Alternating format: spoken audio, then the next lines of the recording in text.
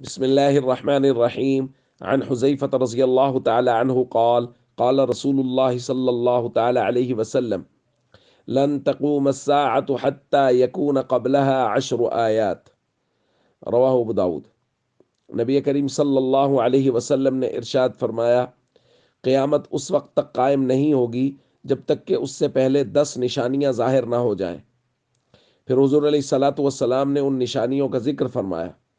طلوع الشمس من مغربها، سورج کا مغرب سے طلوع ہونا، خروج الدابہ، دابۃ الارض کا نکلنا، یعنی ایک عجیب الخلقت جانور زمین سے نکلے گا اور سب سے پہلے حرم مکہ میں نکلے گا، وخروج یاجوج و ماجوج، یاجوج و ماجوج کا اپنی جگہ سے نکلنا،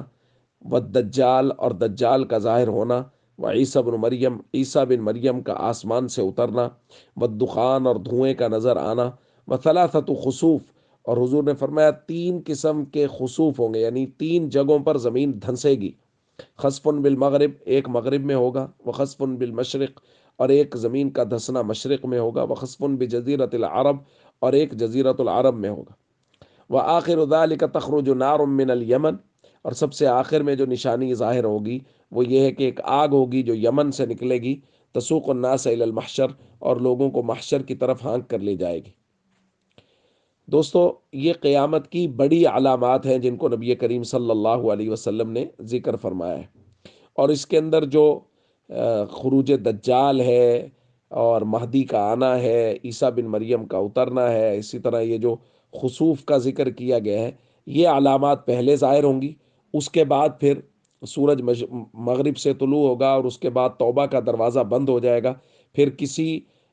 غیر مومن کو، یعنی کسی کافر کو، اس کا ایمان وہ بالکل فائدہ نہیں دے گا، اور اس کے بعد دابۃ الارض کا ظہور ہوگا، اور وہ نکلے گی، اور وہ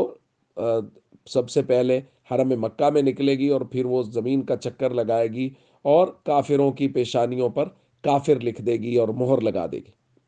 تو یہ ساری علامات جو ہیں نبی کریم صلی اللہ علیہ وسلم نے بیان فرمائی ہیں، اور یہ علامات قیامت سے پہلے ظاہر ہوں گی۔ اللہ تعالی ہمیں فتنہ دجال سے محفوظ رکھے، اور اللہ رب العزت ہم سب کے ایمانوں کی حفاظت فرمائے، اور ہمیں موت سے پہلے، قیامت سے پہلے اس کی تیاری کی توفیق نصیب فرمائے۔ والسلام علیکم ورحمۃ اللہ وبرکاتہ۔